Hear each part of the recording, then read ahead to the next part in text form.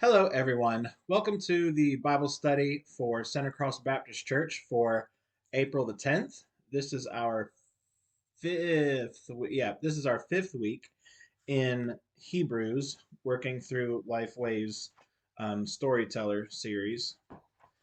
And we're going to be in Hebrews chapter 11 and 12 this week, looking at the idea of faith.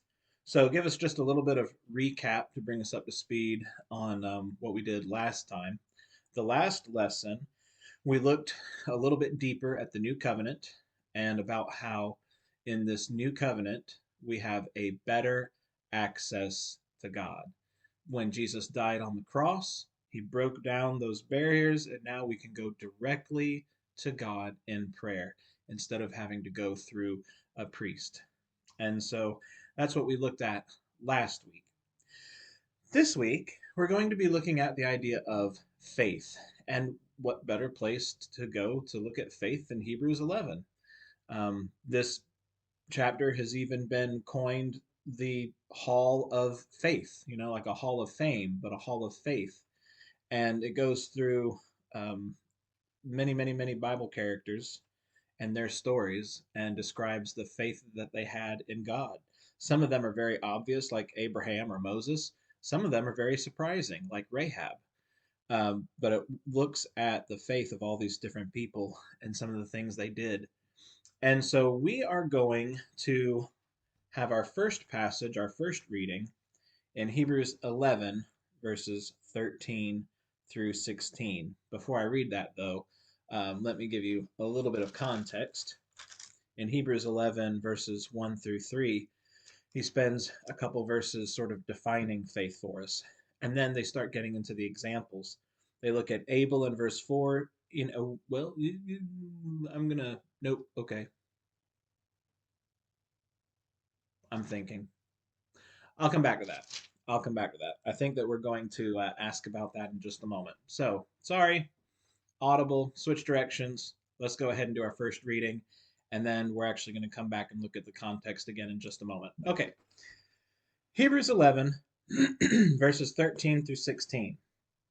These all died in faith, not having received the promises, but having seen them far off, were assured of them, embraced them, and confessed that they were strangers and pilgrims on the earth. For those who say such things declare plainly that they seek a homeland. And truly, if they had called to mind that country from which they had come out, they would have had opportunity to return. But now they desire a better, that is, a heavenly country. Therefore, God is not ashamed to be called their God, for he has prepared a city for them. I love verse 16. When some people get to the end, they're going to hear, "Depart from me, I never knew you." When some people get to the end, they're going to hear, "Well done, good and faithful servant." And when I read verse 16, God is not ashamed to be called their God. What an incredible statement to be able to get to heaven and say, God is not ashamed of me, that God is proud of me. That's unbelievable to me.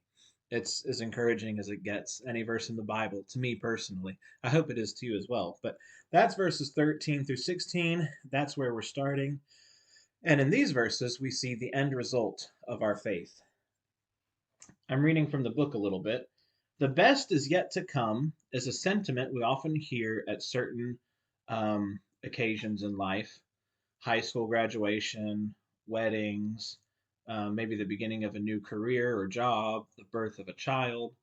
And that's because we tend to tie those promises of the future to those kinds of important life events. Something big happens, there's a big change in your life, and you can't help but think, I wonder how this is going to affect the future. You'd be hard pressed, though, to find a birthday card for your 90-year-old grandmother that says the best is yet to come. And there's a reason for that. But that's exactly what we find in Hebrews 11. In Hebrews 11, it says, These all died. These all died. And yet, the best is yet to come. Abraham only saw one grandson in his earthly life, but that didn't mean God's promise to make him a great nation had failed. That just means that God's promise was still in progress, that it was in its process. In both life and death, faith looks forward. So, for example, I might die before Jesus comes back, but does that mean that Jesus won't keep his promise and come back? No, of course he will. Just because I die before it happens doesn't mean he won't do it. God is faithful to keep his promises. And so in life, I have faith and I look forward to when Jesus comes back. And in death, I'll have faith, knowing that one day I'll be raised and have a glorified body. And that Jesus will come back. And so in life and death, we look forward to what's coming because faith looks forward. Verse 13. Verse 13. These all died in faith. Who are these all? These all is referring to those people that have already been mentioned so far in the chapter. In verse 4, we see Abel. In verse 5, we see Enoch. In verse 7, Noah. In verse 8, Abraham. And in verse 11, Sarah. So, what promises? It says, these all died in faith, not having received the promises. Well, predominantly, I think it's talking about the promise with Abraham and Sarah that we see in verses 8 through 12. And if you recall, in God's promise to Abraham, it had a number of bits to it, but the three biggest ones probably were the land that God promised them, the nation that God promised them. Remember, their seed would multiply like sand on the seashore or stars in the heavens. And then the third one was that their offspring would be a blessing to the whole world. And that was kept in Jesus Christ as a Jew, as a descendant of Abraham. And he has been a blessing to the whole world. So those three things: land, nation, blessing. But there's other promises in there associated with these people as well. With Adam and Eve, who were Abel's parents, there was the first mention of the gospel. When Jesus was handing out the curses, he told them that the serpent would bruise your heel, but that the heel would crush the head of the serpent. And so it's the first mention of the gospel. And we also see the covenant that God made with Noah that looks to the future. He says, I promise I will never destroy the world again with water, the whole world. Now we know, and I believe it's 1 Peter 3, but we know from the epistles that God will destroy the world again, but he's not going to use water. He's going to do it with fire next time. And then once everything is clean, cleansed, purified, then there's a clean slate for the new heavens and new earth to come down. So, but anyway, so you see God making promises with Adam and Eve, and consequently passed on to their son Abel. You see God making promise with Noah. You see God making promises with Abraham and Sarah. In the last part of verse 13, going into verse 14, it says that they saw, even though they had not received the promises, they saw them far off and were assured of them. They embraced them and confessed that they were strangers and pilgrims on the earth. For those who say such things declare plainly that they seek a homeland. A homeland. Now, they had homes on earth. It says here that they confessed that they were pilgrims on earth and strangers. They had homes. So what homeland are we talking about? Well, the answer is in a couple verses. Verse 16 says they desire a better, a heavenly country. Therefore, God is not ashamed to be called their God, for he has prepared a city for them. Home is where God is. It's a better home than anything on this earth, in this world. Verse 15, they had a chance to go back and ignore God's promise. Verse 15 says that truly, if they had called to mind that country from which they'd come out, they would have had opportunity to return. Remember, when God called Abraham, before his name was Abraham, it was Abram. When God called him out, he called him out of Ur, which was a long ways away. It was not by my standard. It was, and the fact that they had to travel on foot, it was not close at all to the promised land that God was going to give to Abraham. And he didn't even tell him where he was going. He just said, pack up and leave, and I'll tell you when to stop. Right? So he left behind his family, and he left behind his social life, everything that he knew, his heritage, everything. And if he had called to mind that country from which he had come out, he could have gone back. He could have disobeyed God, but he didn't do that.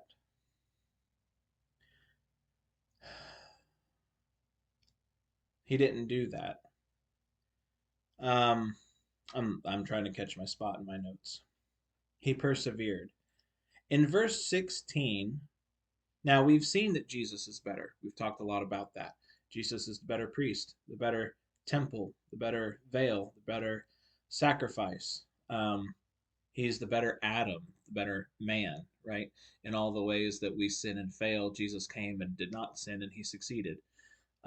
He did everything that God had told Adam to do, and Adam failed in. So he's a better Adam, better man. Jesus is better than the angels. We could go on and on.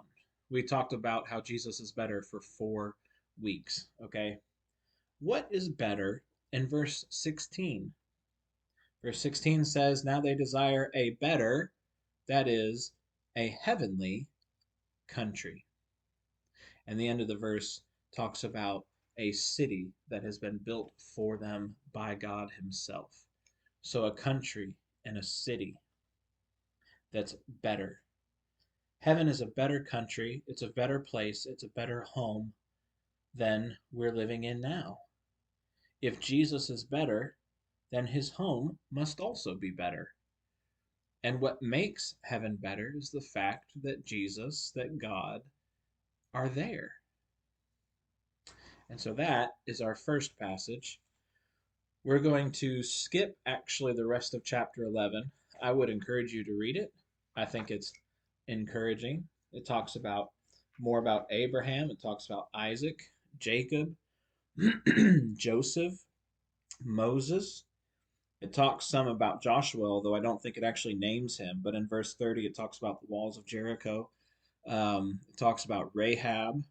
It talks about some of the judges like Gideon and Samson.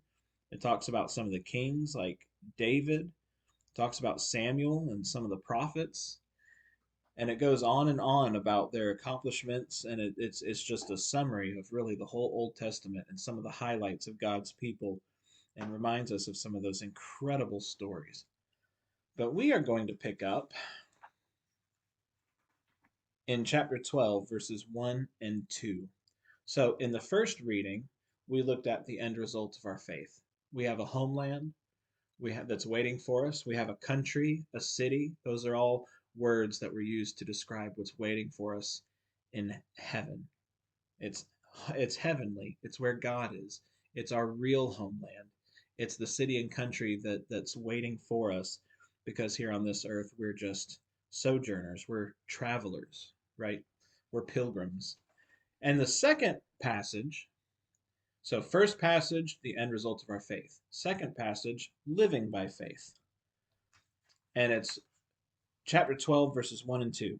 Therefore, we also, since we are surrounded by so great a cloud of witnesses, let us lay aside every weight and the sin which so easily ensnares us, and let us run with endurance the race that is set before us, looking unto Jesus, the author and finisher of our faith, who for the joy that was set before him endured the cross, despising the shame, and has sat down at the right hand of the throne of God.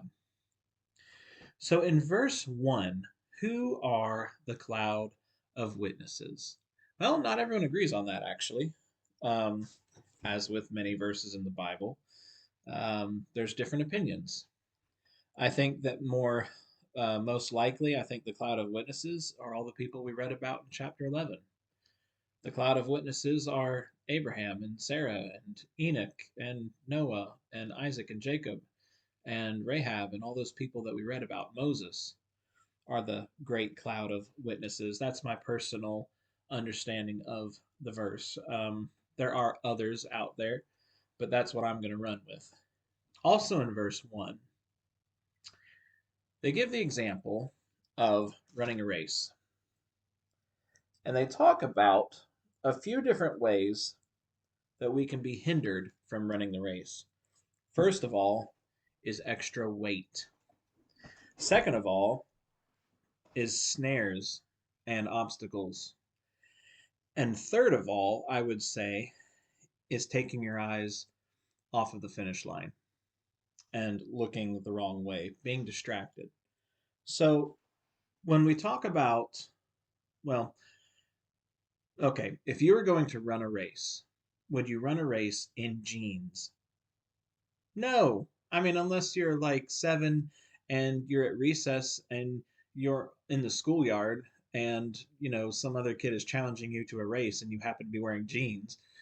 But if this is something that you planned for, that you trained for, that you knew ahead of time you were going to be doing, you wouldn't wear jeans to race in. You'd wear some sort of very lightweight, free flowing athletic wear, right? That's not heavy, that's not going to weigh you down, that's not going to get in your way. That's and so, excuse me, would you run on a path that's full of obstacles and hurdles on purpose? Or would you take the clear path? I mean, if there's two ways to get to the finish line and one of them has a bunch of downed trees and the other one is totally free and clear, then which one would you take? The one that's free and clear, the one without the obstacles. Sin weighs us down and it blocks our path. It says here, it talks about the sin which so easily ensnares us. Let us run with endurance the race that is set before us. We're sinners. We're going to run with sin. But the more that you can get rid of, the more of that sin that you can shed, the easier the race will be. In verse 1, what word is used to describe how we should run? That word is endurance. We should run with endurance. This is not a sprint, it's a lifelong marathon. It's easy to get weary and tired and beat down by the race, but we find our strength in Jesus. Verse 2, in a race, it says that we should look unto Jesus. Why? Why should we look to Jesus? The end of verse 1 says the race that is set before us, in front of us. Look to Jesus, who is the author and finisher of our faith. That is the beginning and ending of our faith, right? The Alpha and Omega of our faith. Well, if you're driving a car, sometimes you look away from the road in front of you, but not for very long. You might check your rearview mirror. You might look to the side to see a road sign, or you might look to the other side to check your blind spot to make sure there's no one next to you if you're going to get over. But you don't sit there and stare for 10 seconds out the side, right? You don't text while you drive, because if you're looking down at your phone, you're not looking at the road. That's dangerous. What happens if you look away from the path? You start to veer off, you start to stray, because we can't see where we're going. And that's why we look to Jesus. If we look away from Jesus, we start to veer away from him. But if we're reading our Bible, if we're praying, if we're singing songs of praise, if we focus on Jesus, we even have a hymn that we sing, turn your eyes upon Jesus, right? If we look to Jesus, then we stay focused on that and we go the right direction. Jesus is the finish line, okay? And at the end of verse 12, it says that he's already run this race before us, and he got to the finish line, and he sat down at the right hand of the throne of God. So Jesus is there at the finish line, waiting for us. And if we look at him, if we look to him, we'll stay going the right way. Let's see, where are we in our notes? Okay, in verse 2, Jesus was going to die. It says that for the joy that was set before him, he endured the cross, despising the shame. In verse 2, Jesus was going to die. So, what was the joy set before him? God the Father was going to turn his back on his Son. Remember, Jesus said from the cross, "Why have you forsaken me?" Jesus was going to bear the weight of the sin of all humanity on one side and the weight of God's wrath on the other at the same time. He was going to be brutally tortured, and he was going to die a slow, painful death.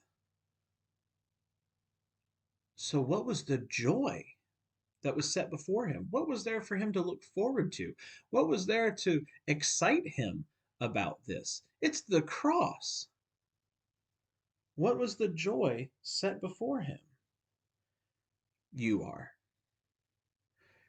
You are the joy that was set before him.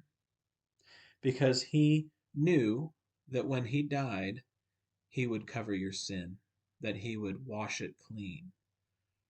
If you're a Christian, a believer in God, someone who loves and follows Jesus, you are the joy that was set before him. He was glad to die for you. And then our final passage is the next few verses. It's chapter 12, verses 3 through 6. Chapter 12, actually 7. Chapter 12, verses 3 through 7. For consider him who endured such hostility from sinners against himself, lest you become weary and discouraged in your souls.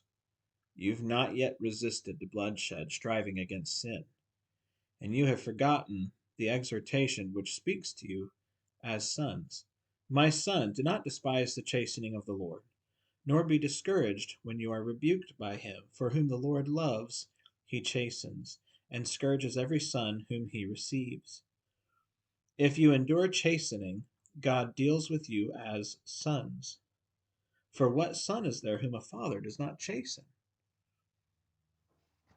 And so the third and final passage, really the last one, living by faith, was talking about laying aside your sin and the things that get in the way of running the race, the things that weigh you down, those obstacles, the things that take your eyes off of Jesus, right?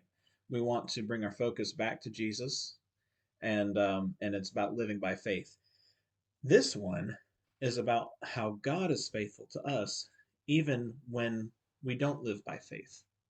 Even when we are unfaithful to him, he is still faithful to us. And it doesn't take the form that you might expect or even desire. It takes the form of discipline in these verses. In verse 7 says, If you endure chastening, God deals with you as with a son. For what son is there whom a father does not chasten? That's a good question. If you're a dad or a parent, if you're a parent and you never discipline your child, are you treating them in a loving way? No. We don't want our children to grow up to be spoiled or entitled or to think they can do anything they want, and then they get out into the real world and they're hit in the face with all these limitations and boundaries, and we didn't prepare them for it. Discipline, helps to guide and to teach, and it should always be done in a loving, teachable kind of way, but it's an important part of children's lives. We're God's children. If we have sin in our life, it's already paid for by Jesus, but that doesn't mean God doesn't still discipline us for it. And so he treats us as sons whom he loves. Now, let me ask you, when Jesus suffered on the cross, does that mean God did not love him? No. When we suffer, by the way, that's verses 3 and 4. In verse 3 and 4, we see Jesus suffering on the cross. In verse 5 through 7, when we suffer, does that mean God does not love us? No. What three words in verses 6 and 7 describe Christians who experience God's discipline? There's three words in verses 6 and 7. Those three words are: we are loved, we are received, and we are sons. Sons and daughters, God's children. Loved, received, and you could say adopted into God's family. And that's how it describes us. And so the most loving thing God can do for us sometimes is to chastise. Or chasten, sorry. The word the scripture uses here is chasten. And that's the lesson for today. Looking at faith, looking at the end result of our faith, how we have a country, a city, a homeland waiting for us that's far better than the one we're in now, about living by faith and setting aside that sin, putting it down, putting it away, getting rid of it because it weighs us down and gets in the way and distracts us from the finish line, which is Jesus. And then finally, how when life is tough, when life is hard, and you ask yourself, how could God, who is supposed to be good, how can a good God let things happen to me like this that hurt? Well, there's any number of reasons. There are other good answers to that question, but one answer to that question is sometimes he has to chasten us. But that doesn't mean he doesn't love us. He does it because he does love us. And he wants us to learn and to grow and to become more holy. And so that we can teach others who later go through the same things that we have gone through. So, the end result of our faith, living by faith, and then how God is faithful to us when we don't live by faith. And that's the lesson for today. Let's go ahead and pray, and we'll finish out. God, this last passage is not the easiest one to swallow. No one likes getting rebuked. No one likes getting in trouble. But we do know that sometimes things happen in this world that hurt. And you let those things happen because it's actually the best thing for us and it's good for us. And you're trying to teach us things. And my prayer is that when that happens, we would recognize it and we would be teachable, that wouldn't be wasted. I pray that we would be soft in your hands, malleable, shapeable in your hands. And just as a loving parent tries to shape their children and prepare their children for the world, that we would allow you to shape our hearts and to mold us into the image of Jesus Christ, your Son. And in Jesus' name we pray. Amen.